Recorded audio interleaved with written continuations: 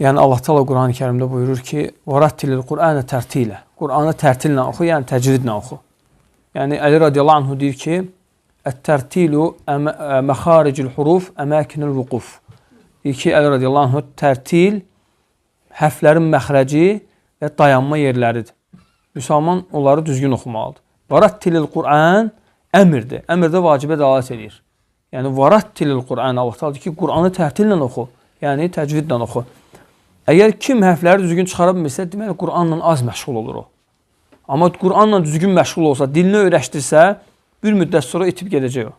O deməkdir ki, həmin insan təcvidlə az məşğul olub. Qur'anı az oxuyur. Vallahu alim. Təcvidi paralel aparırsan. Çünki təcvid elə bir şeydir ki, illərlə düzəlir. İllərlə düzələn bir şeydir. Təcvidi mütləq paralel aparmalısan.